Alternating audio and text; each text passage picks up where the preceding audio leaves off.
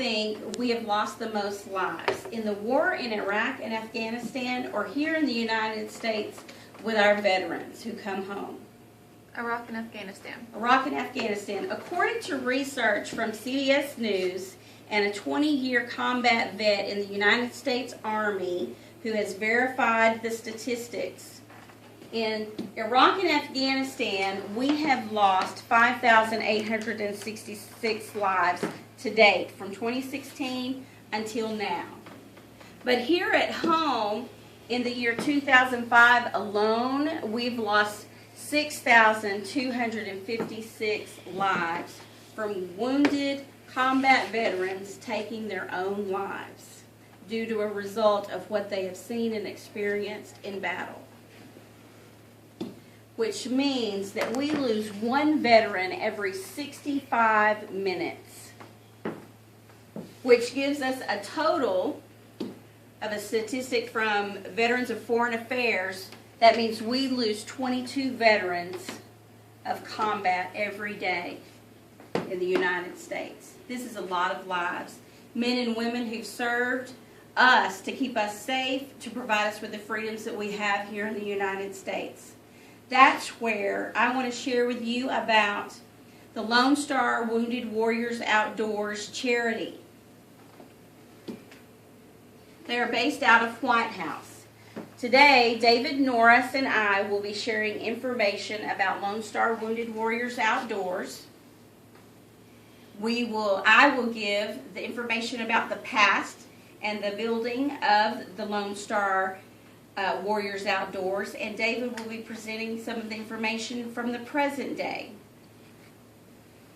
So here we have Lone Star Warriors Outdoors.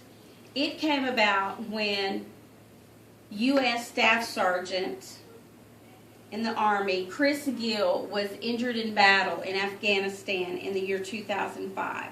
As he was exiting his armored vehicle, the vehicle was struck by a rocket. He was thrown from the vehicle, and when he landed, his weapon landed on top of him and his armor, which resulted in him having pulled tendons and ligaments in his neck, shoulder, and knee. When he came home in 2006, after being injured, he had the pleasure of experiencing a hunting trip with a group of injured combat veterans. And in that group, he had just an awesome time. It was so impactful that he wanted others to have this same opportunity, to be around other soldiers who'd been to battle, who had been wounded and hurt, somebody who knew where he'd been and what he'd experienced.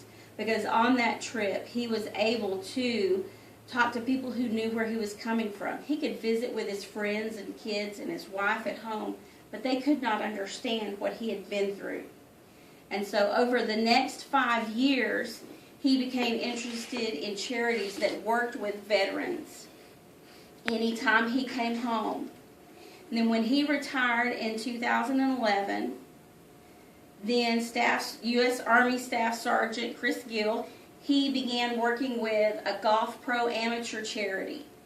And during that year, they began getting offers of hunting trips. And due to so many hunting trips coming in and being offered, and those being so successful, they saw the need that that they needed to separate ways. And so therefore, that's when Chris Gill began Lone Star Warriors Outdoors.